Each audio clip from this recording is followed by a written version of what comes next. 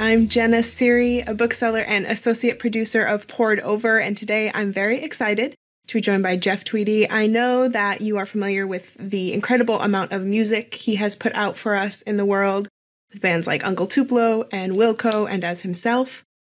And he's the author of some incredible books, How to Write One Song and Let's Go So We Can Get Back. But now his newest book is World Within a Song, and it is a collection of his favorite songs, how they changed his life, and some great memories along the way as well. So thanks so much for being with us, Jeff. Thanks for having me. So you've always been out here making music. You've now moved into the world of books, and you've put out two already, one on your life, one on songwriting. At what moment were you like, you know what, I have another book in me and there's one more I want to write? I think that maybe when I finished the last book, How to Write One Song, that book felt so good to finish, and it felt like getting to write about something I really think about a lot. I mean, the memoir is really a strange form to, for a book, especially for somebody living a life I'm hopefully not anywhere near finishing. By the time I finished the second book, I guess I think I started to really enjoy the process and started trying to think of another book that maybe would be fun to write. And you play with form for a book in this as well. I mean, you've got like 50 songs that you lay out for us, and then you've got these sections interspersed that you call them your rememories, and that they are anecdotes and pieces from your life, and they range from funny to heartbreaking and all sorts of things in between. How did you know you wanted to sort of create this method and this model of a book? The style of rememories in particular, I kind of started writing like that. That was maybe the original idea for this book, before it started focusing around other people's songs. And that's inspired by the author David Markson and the way he writes. I don't really pretend to come anywhere near the masterful sentence construction that David Markson has in his books. But the shape of it, the form of it is, he has a series of books. I think there's 4 of them. Reader's Block, This Is Not a Novel. I can't remember the other 2. Vanishing Point. Anyway, his books incorporate these really small sentences, really short paragraphs, and they really propel you along. I really like reading his books for that reason. There's there's just such a momentum to it. At some point, when you finish reading his books, and I've reread and reread his books quite a bit, you start thinking in those types of sentences. And I just started writing down some of my own memories, kind of emulating that style. I mean, there's some very interesting moments, and I think they give a glimpse into this long life that really reflects not only just the moments where you're like, oh, this is the music that affects me, but it shows the way that music has really always been connected to your life. It's not just, these are songs I like. It's, these are songs, sometimes you don't even really love them, but they had an impact on you. Yeah, honestly, I think that a very similar book could have been written from 50 different songs. The individual memories would be different, but I think the point would be the same. And that is that songs are really, really good at absorbing our memories and our personalities and reflecting back to us a deeper understanding of who we are. They certainly help us remember things that otherwise I think would be difficult to recall with such vivid detail. These songs are just really, really personal, unique forms of art. I don't know. I love songs, and I think that I guess the point is everybody has their own relationship with a song. Nobody's version of a song is the same. Like we can all listen to the newest whatever Taylor Swift song, and we're all going to put it together in our memories in a slightly different way. And over time, our relationship with it is going to become so unique that I really think it's a different I think it's a different thing for everybody. Definitely. I mean, one of the first songs you talk about, it might be the first song, is Smoke on the Water, which I think like a lot of people out there have a relationship to that song, whether it's good or annoying or bad or what have you. But it really started me into thinking, like, what are some of those first songs that you remember connecting to? And I think you talk about something really interesting right away about identity, that, you know, I'm also from the Midwest, and I think that there's like a very like sometimes homogenous way of existing. And you talk about how for a while, the only way to sort of show your identity was by what music you were listening to, and how that sort of started to shape you very early on. I had like a really similar, I remember once we were all supposed to like bring our favorite songs to school, and I brought like Voodoo by Godsmack, because that's what I was listening to at home, Yeah. much to my parents' sadnesses. But, you know, I think that those really early identity forming moments, they start to put us on a path. Yeah, for sure. There's something really interesting about being asked to pick a song that represents us, and then the vulnerability that you feel like in a circumstance like that. I bet you were, you know, equal parts exhilarated to play something so aggressive as a representation of who, you know, the shape you saw yourself in. And then also a little bit scared, I would have bet, to reveal that much of yourself. And then that's really fascinating that someone else's art could reveal so much about yourself. And that's kind of, I think that's another one of the main points of the book. I imagine too, for someone who creates music, to be able to say, these are the songs that helped create me, and then to know what that would feel like, I guess, as a musician, to have someone else say that about your work. I'm sure it puts a lot of weight into like these choices you make. And like you said, I'm sure that you could have written this book 50 times over with a unique 50 sets of songs, but putting it all out there together, it's a vulnerable thing. Yeah, I guess so. I mean, I think I've always been a little bit overconfident in my sharing. uh, in the combination of extremely vulnerable and also maybe a little deluded and oblivious to the dangers of being an overshare or welcoming so much perceived scrutiny. I guess I just don't see how my experience can be that unique, I guess. On one hand, that's a really solipsistic way of looking at the world. It's pretty myopic. I don't mean it like that. I don't mean like everybody is like me. I just mean that I guess if I'm able to identify some way that I've interacted with the world and existed in the world, the likelihood is that there are many other people that have similar experience. And I think it isn't, the music in so many ways for so many people is the easiest thing to relate to. I mean, I don't know that I've ever met anyone who doesn't have a favorite song or a favorite band. I'm sure that they have to exist, but I maybe just have avoided them. I think Psycho- that, yeah, I think that even though your 50 songs are not the same as mine, and there were a lot of music that I didn't know, but at the same time, as you were explaining the experiences and why you felt the way about those songs, I could easily point to 5 songs in my own life that I was like, I know that feeling because I've listened to blank. Yeah, I think that's beyond whatever high aspirations I would have had for the writing the book. But now that it's written and people have been reacting to it, I feel really good about that I keep getting that feedback that it's like a jumping off point.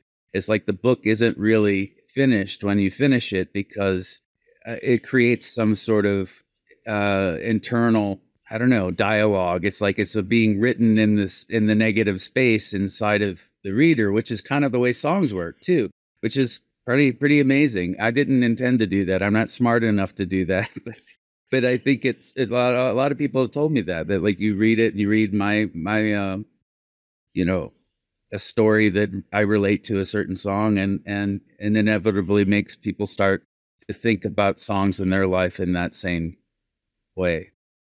I think literature, like good writing and a good song, run really parallel in that, like, you can experience them by yourself, but at the same time, they're always acts of community. They're always a dialogue around what is a good song and how does it make you feel, and what is a good book and how does it make you feel. I think when they find that point where they meet, it just really brings sort of two groups of people together into what is going to be a great conversation.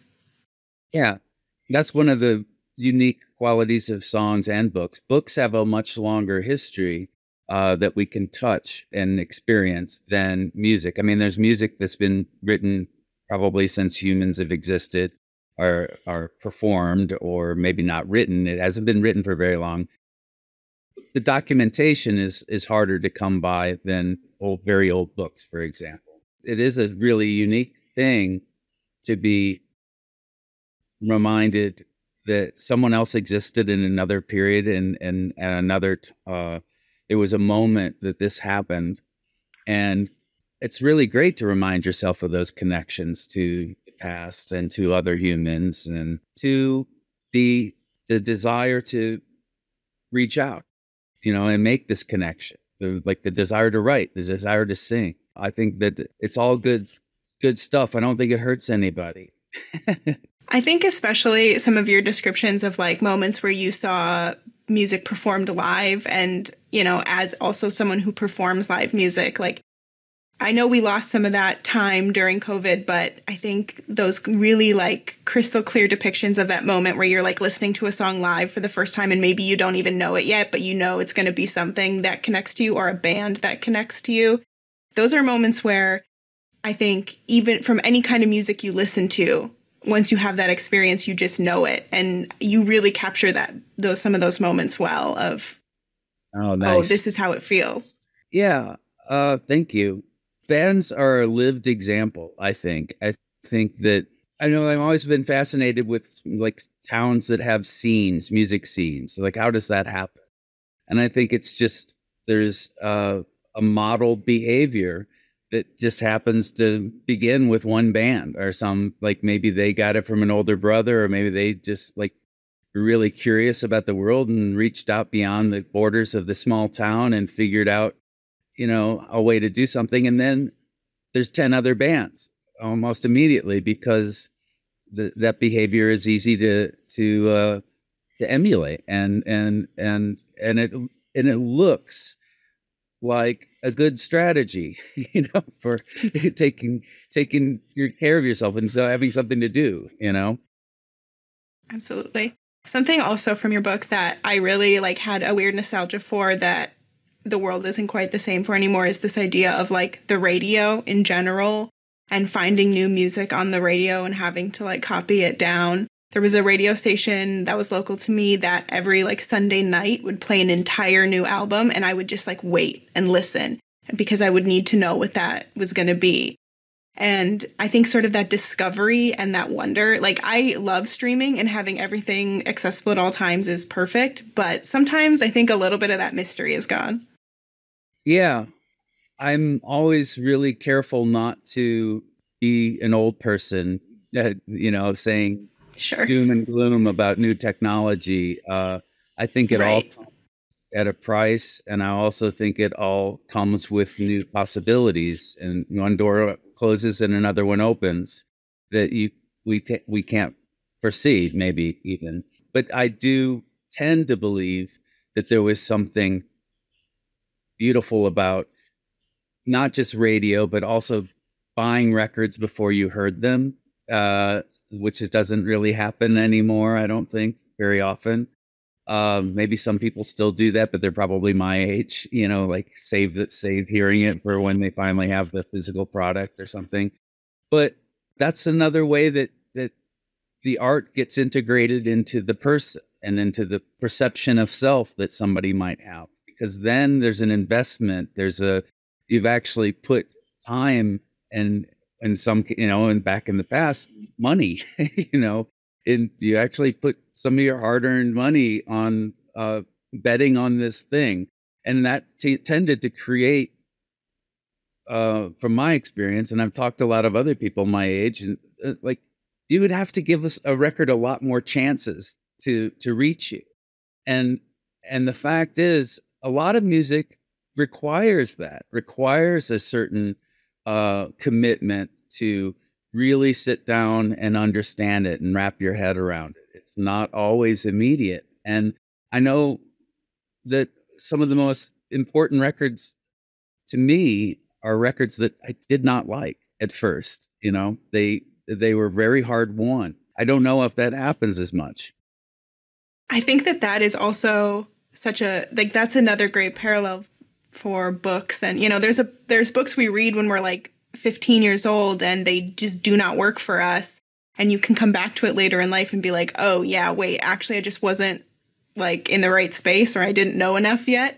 And I feel the same thing about music. I mean, there's so many great, incredible bands and songs that when I was younger, or the first time I heard it, I was like, no, that is just never going to be for me. And then it hits you at a different point in your life and you're like, what was I thinking? I have made a terrible mistake. Absolutely. I think most like most canonical literature is prescribed to people that aren't ready for it. Absolutely. Especially like the idea of Western, classical Anglo-Saxon works. Most kids today, my age even, and I don't know, maybe before my generation, I don't know, were more worldly, or their educations were better or something like that. I just feel like most people get books when they're not ready for them. They're not like don't have enough life experience for them. I don't know that it's that much different for a lot of records. I think that a lot of records come at people before they've built the base level of living, an understanding of living to relate to them, Right. And I think I can think there's definitely a lot of songs that I could not have related at all to the lyrics, like terribly sad breakup songs, or just like really intense things that I was, a kid and listening to. But because the musicality of it is so good, you still connect to it in such a way. And then you come back later and you're like, I was like 7 years old singing about some man that left me. I didn't know. Yeah, I have one of those in the book with Bob Dylan. Don't think twice, it's all right. What? what? I really felt that song in my bones, and had never been anywhere or done anything or kissed a girl. It's a really strange phenomenon. I think, though, if there's anyone who's going to get into your soul like that, Bob Dylan is absolutely at the top of that list. Yeah. Maybe he was able to tap into some ancestral memory or something like that. And that exists in any way in our DNA, I would imagine. I personally kind of think that it has to somehow. We are born knowing maybe a little bit more than we know. And I think that music accesses very primal parts of us as humans and hits parts of our lizard brain that is beyond just what we know and what we can prescribe into words. And so sometimes there are those songs that you're like, I could never and will never have really felt this, and yet you feel it. I mean, music is scientifically good. There's really pleasant combinations of notes, and you can't really account for it, but it's just humans here in a certain spectrum, and a certain our sensory apparatus is really tickled to get these kernels of sound that make us happy, and it's just pretty incredible stuff. It is. And I think it's hard to write about music because it is such a different sense for a lot of people. But I think for someone as immersed in it as you are, it probably comes off a little bit differently. But how does it feel to write about music versus performing it on stage or, writing songs? Does it hit a different place in your brain? I mean, in a lot of ways, I think before I've really was passionate about records and music before I was a musician.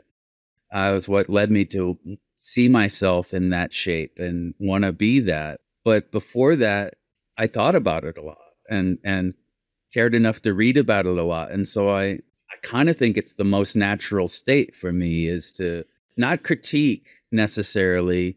I don't have that much interest in that.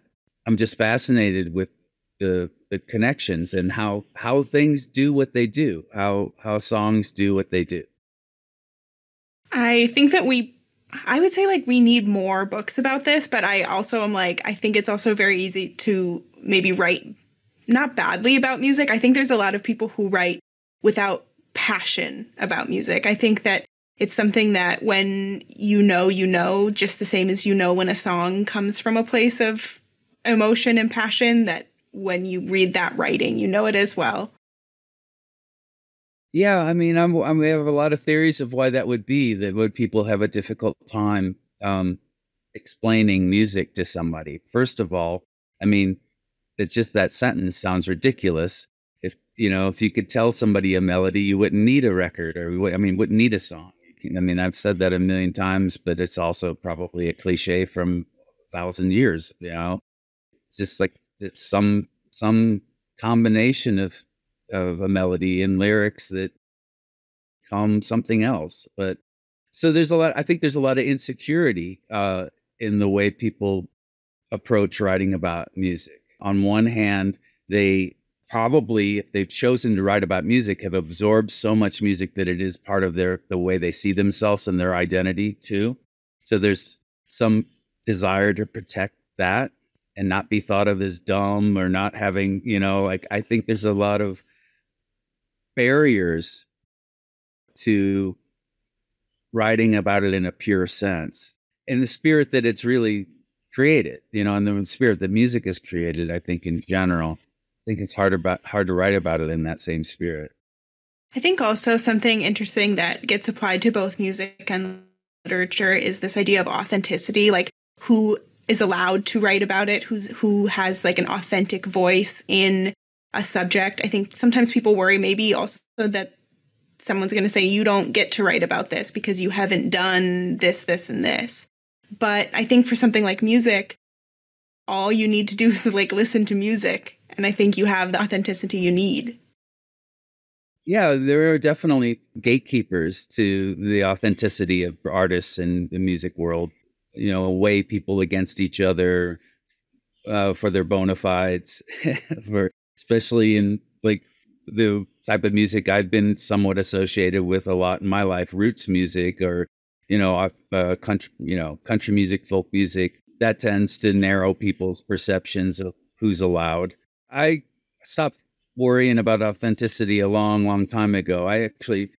It's just really a simple revelation. I just thought that the people that I most enjoy listening to and were most moved by discovering sound like they don't care about, and there's no failure possible because the act is so pure in and of itself.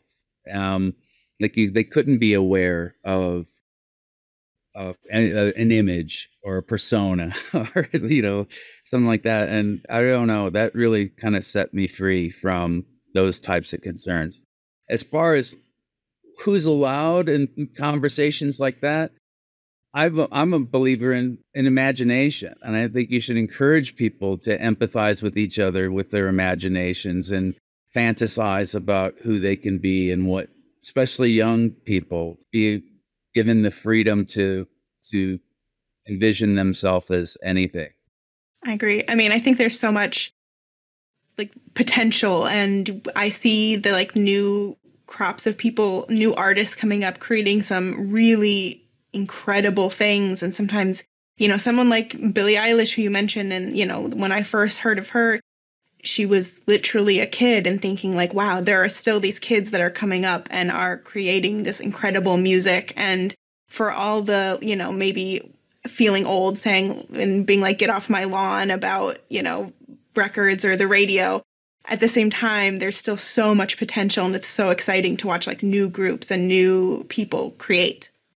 Yeah, absolutely. And there are some of them I can't quite grasp because they're basing their communication on a language that I haven't learned. Like they've heard a whole different subset of music that I don't have the background in to hear where it's coming from and what sometimes it breaks through. Somebody like Billie Eilish, I think I probably respond to it because there's a curiosity that's very evident in her music and her brother's music, that they are extremely curious about a similar set of cross section of records. And then beyond that, like, I don't know, you can really hear that they've listened to old jazz records and hip hop and current pop music, and so it's all mixed up in a way that's really appealing to me.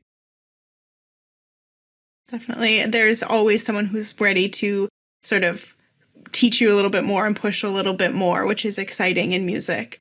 But I have to ask also, I mean, you talked a little bit about how you had to narrow it down to these songs, 50. It's a nice number. Couldn't really do 52 or 50. You had to stick to 50 for the vibes. But if you could just put like one more song on there, do you know what it would be if you had to pick just one more?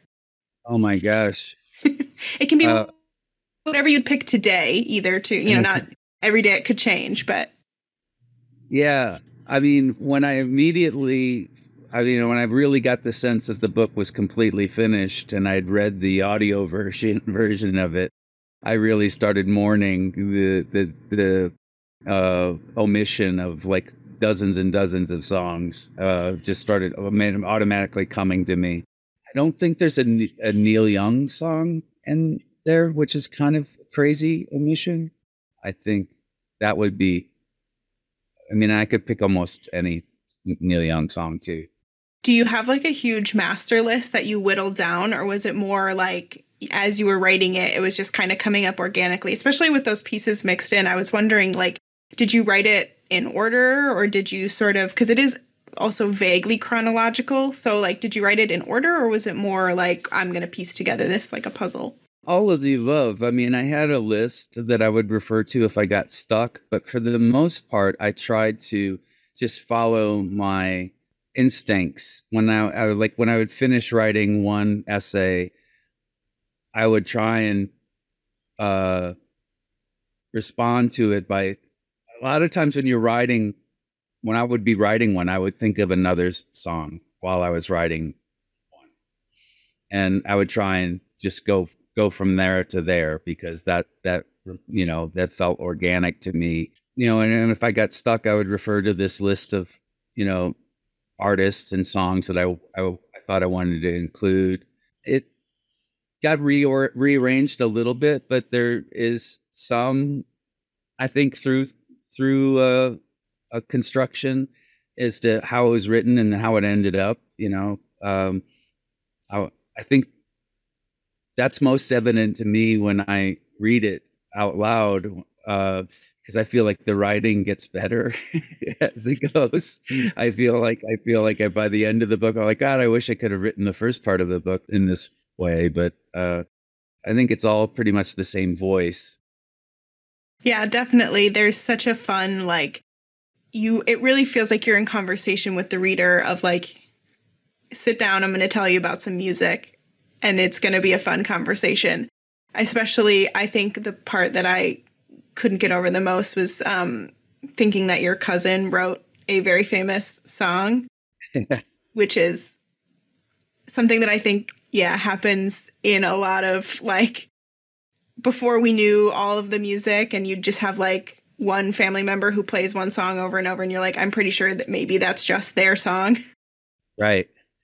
Yeah. I think a lot of our extended families have amateur musicians that have learned a handful of songs, and it tends to be a fun thing to break out at a barbecue, or any kind of like a Christmas party or something like that. I shared that with my cousin Bebo. It really made him very, very happy. I'm glad. I mean, Cousin Bebo's got some great music taste, it seems. I also have to know, I mean, we talked a little bit about books that, are important to you earlier, but what are some of the books that have sort of made you the reader and writer that you are today? We've talked a lot about music, but I got to bring it home for BN and talk about books too. I really have been, I think, a little bit self-conscious about my education most of my life, because I I was really very curious about the world, but not particularly good at school. And so at an early age, I think I've always really loved books. I've loved reading. But at an early age, when it really became obvious that that academia wasn't going to pan out for me, I think I took it upon myself to start reading the classics and stuff that I really didn't want to be the only person that didn't know I don't know what the conversation was about. A lot of my very favorite books are old, like classic, Don Quixote, um, Moby Dick. Um, I like a lot of sort of experimental fiction writers from the 70s, like Robert Coover, and William H. Gass is probably my favorite author of all time, and it's mostly because of the books that he turned me on to in his literary criticism. He has much more to offer for me. I mean, I read his, the Tunnel's extremely difficult, and Woman Sutter's Luck, and other books of his that were fiction and collections of fiction. But the reason I always bring him up is because this book was actually titled after, and loosely after one of his books, The World Within the Word, I think is what it's called, or something like similar title. And those books really opened up literature for me, and were like the best teacher. I never really I never really developed that connection with a really great teacher. So it wasn't so much critiquing, it was investing and living through and living in literature and explaining how that's done and what it takes to not take apart somebody else's book, but to fully enjoy it. So I would say those books are probably the most important to me. And I think that sort of feels right for how this book ends up, in that you are not critiquing these songs and you're not, saying a judgment on them, but you are analyzing them in reference to your own life. And I think that that is something that people are really going to respond to and really going to understand. And I have to ask also, are there more books in you? Do we get more of the Jeff Tweedy literary universe? We'll see. I mean, it really depends on how well the book does, I think. Yeah. I mean, I enjoy doing it, and if somebody gives me another opportunity to write a book, I probably will take it, because it's a bit of a painful process. It's not that easy, and you can really regret it that you've committed to it in the middle of it. But there's a really satisfying feeling finishing a book, and certainly having these conversations about something I've written are gratifying, because that's what it is. It's what it's supposed to be. It is like beginning of a conversation, not the end of one, I think. Absolutely. Well, selfishly, I hope that there's more, because I am curious to see. I mean, you could do another 50 songs for the rest, I'm just throwing that out there. But thank you so much for joining us today. I've had such a great time talking about music and about World Within a Song, and I can't wait for readers to get their hands on it. So thank you so much. Thank you. Appreciate it. Nice talking to you.